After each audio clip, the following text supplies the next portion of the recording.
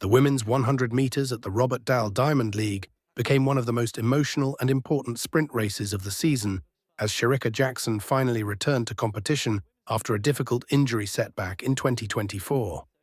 Many questioned whether the Jamaican superstar could immediately return to elite form against a strong international field featuring athletes from the United States, Great Britain, Australia, and beyond. In this video, we break down exactly how Jackson controlled the race, why her top-end speed still looks terrifying, and what this performance means for the future of women's sprinting. We'll also analyze the biggest surprises from the race and why Jamaica may once again dominate the sprint world. Is in pretty good form, 10.98. That's her quickest for 3 years. That was in the States earlier this month. And then Shericka Barnes had a great indoor season last year. She was actually third in the Diamond League in Doha at the beginning of last season, looking to get the Diamond League season off to a good start here. Won the national championships at 60 meters indoors, so no doubt Barnes will get out quickly. Not sure what to expect from Shericka Jackson, the great. Not sure she's yet in the sort of form where we haven't seen her over 100 meters yet this season. As such, was second in the Diamond League in China over 200. And then Zoe Hobbs, we've got 3 or 4 people here who are at the World Indoors. Zoe Hobbs, one of them, the New Zealander, was 6th in the final there. Again, had a very good indoor season. Maya McCoy, well, she took a chance, won the kind of international race in Doha before the Diamond League. Then we had a withdrawal, and she had got to race twice there, and is in good form. It says Liberia, I'm told, I think that she's going to go back to running for the USA, or wants to. She accepted the chance to run for Liberia, but now wants to go back on that, getting close to 11 seconds. Now, Jaisha Sears, watch out for her. Again, another great indoor runner. Sadly, injury last year after running 10.77 early in the year meant that we didn't see the best of her for the rest of 24. And then Rani Rosius of Belgium in lane 9. So the quick starters, you've got Sears in 8. Can she turn that into a big 100 meters here? Zoe Hobbs gets out quickly as well. Barnes the same. What are we going to see from Shericka Jackson right in the middle? The biggest name in this 100 meters, but is she going to be quick enough at this stage of her season? And what about McCoy? New name on the circuit to many, and her chance to show what she can do in this sort of company. So Jackson right in the middle in lane 5. Barnes and Sturgis are the 2 Americans in 4 and 3 next to her. Hobbs in the yellow, then McCoy, Jaisha Sears and Rosius closest to the camera. Women's 100 meters.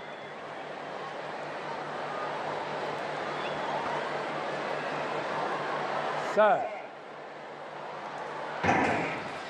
Oh, a really good start from Barnes, and Sturgis got away quickly as well. And these two with half yard, although Barnes is beginning to go back. Shericka Jackson coming through the middle. Jaisha Sears is going to be close as well. It's going to be tight on the line. Jackson might just get there. She does. McCoy storms through for second. Well, we said we weren't sure what to expect from Shericka Jackson, and it's good to see. We want our big stars coming and running well. She doesn't look too happy, does she? But that was an emphatic win in the end. Not super quick. It's a warm evening here and a little breeze behind the sprinters, but 11.04, a good start for Jackson. 2 or 3 others got out of the blocks better, but by 50 meters she was certainly co-leading and then went on to take it, Tim. Yeah, she did. I mean, actually a brilliant start, and you called it, from Shericka Barnes. Look there in the headband, 4th from right, but it's almost like she just lost her rhythm there, and the power of Shericka Jackson, she carried on accelerating. They hit their top speed at around 70 meters, these sprinters. She just holds her form there. Look at that really symmetrical, beautiful looking balance. Coming through strongly on the near side, McCoy in the all black does well there, just easing out Jaisha Sears, who takes a 3rd spot, a season's best for her, the same as the winner, Shericka Jackson. But yeah, Shericka Jackson very, very sober, Steve. I think she probably knows full well that there's a bigger fish to be caught later in the season, much bigger fish. I think she'll be pleased with that, whatever cool demeanor she's keeping. There's some good people here running well, and for Jackson, 100 meters. The women's 100 meters at the 2025 Robert Dal Diamond League meeting carried enormous significance long before the athletes even stepped onto the track. This was not simply another early season sprint race. It was the long-awaited return of Jamaica's Shericka Jackson, one of the most dominant and feared sprinters of the modern era. After an injury-plagued 2024 season that ultimately forced her to miss the Paris Olympics, many questions surrounded her comeback. Fans wanted to know whether the explosive Jamaican star could still produce the speed and authority that once made her nearly unbeatable across both the 100 and 200 meters. By the end of the race, the answer was absolutely clear. Shericka Jackson may still be rebuilding toward her absolute peak, but even at less than full capacity, she remained far too strong for the rest of the field. Against athletes representing the United States, Great Britain, Australia, Belgium, New Zealand, and Liberia, the Jamaican controlled the race with the composure and power of a true global champion. What made the performance especially impressive was the context surrounding it. Returning from injury is never simple in sprinting. The women's 100 meters is arguably the most unforgiving event in athletics because every technical detail matters. A slightly slower reaction, reduced acceleration, or lack of rhythm can completely destroy an athlete's race. For someone like Jackson, whose dominance has always relied on explosive speed combined with technical precision, the challenge becomes even greater after months away from competition. Yet from the moment she settled into the blocks, Jackson looked focused and relaxed. That calmness immediately separated her from much of the field. Younger athletes often approach races with visible tension, especially when lining up against proven world champions. Jackson, however, carried herself with complete confidence, understanding that experience in elite sprinting often becomes just as important as raw speed. The field itself was far from weak. The United States arrived with several dangerous sprinters capable of producing fast times early in the season. Deja Stevens entered with growing momentum and confidence, while Sella Barnes and Cambria Sturgis brought proven collegiate and professional sprint experience. Australia's Bri Rizzo added another dangerous competitor known for aggressive starts and fearless racing. Great Britain's Jada Sears and Belgium's Rani Rosius also entered determined to establish themselves against one of the biggest names in global sprinting. But once the gun fired, the race immediately began unfolding in Jackson's favour. Her start was not necessarily the fastest in pure reaction time, but it was incredibly efficient. That has always been one of Shericka Jackson's greatest strengths. Unlike athletes who rely entirely on explosive block exits, Jackson builds speed progressively and smoothly, avoiding wasted motion during the critical first steps. Her drive phase looked controlled, powerful, and technically sharp, despite this being one of her first major races back. Within the opening 30 meters, the field remained relatively compact. Several athletes attempted to challenge aggressively, particularly the Americans, who understood the importance of attacking early against an athlete with Jackson's top-end speed. But as the race transitioned toward maximum velocity, the difference in class became increasingly visible. Jackson's mechanics through the middle phase were simply superior. Her stride length remained powerful without overreaching, her upper body stayed remarkably relaxed, and her turnover frequency never collapsed under pressure. These details are often what separate elite champions from talented challengers. While other athletes began tightening and fighting to maintain rhythm, Jackson looked almost effortless, accelerating down the track. The most dangerous moment for the field came around the 60-meter mark. That is traditionally where Shericka Jackson becomes terrifying. Few sprinters in women's athletics possess her ability to maintain force production at top speed while remaining technically composed. Instead of slowing down late in races, she often appears to become stronger as others begin fading. Even after time away from competition, that pattern remained obvious in this race. One by one, the challengers lost contact. The Americans fought hard to stay competitive, but the gap steadily widened over the final meters.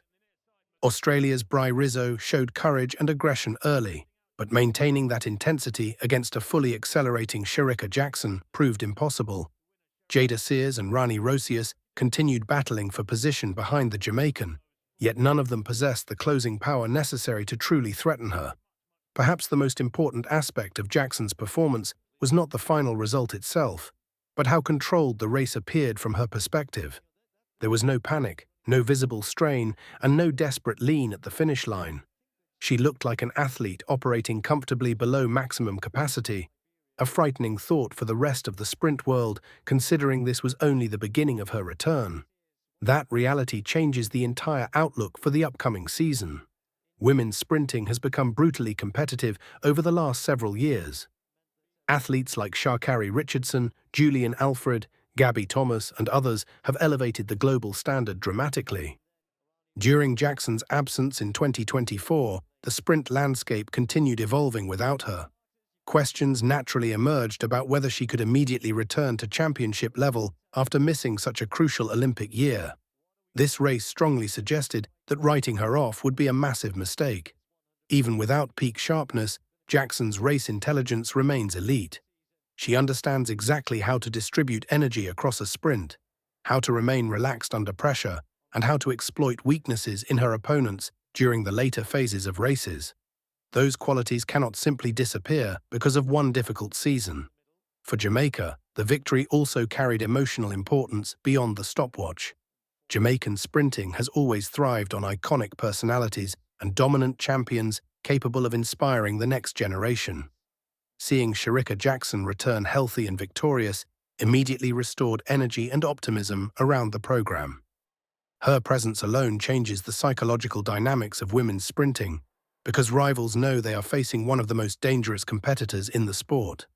The race also exposed the gap that still exists between talented developing sprinters and proven championship performers. Several athletes in the field displayed promising acceleration and strong early phases, but maintaining world-class execution over the full 100 meters remains an entirely different challenge. Jackson's technical stability under pressure highlighted just how difficult true sprint mastery really is. Most importantly, this performance felt like a warning, not a final statement, not a peak performance. A warning. Shericka Jackson looked hungry, composed, and increasingly confident with every stride. If this is the level she can produce while still rebuilding fitness and rhythm after injury, then the rest of the sprint world may soon face an even more dangerous version later in the season. The Robert Dal Diamond League meeting was supposed to mark her return. Instead, it became a reminder that Jamaica's sprint queen is still one of the most powerful forces in women's athletics, and she may only be getting started again.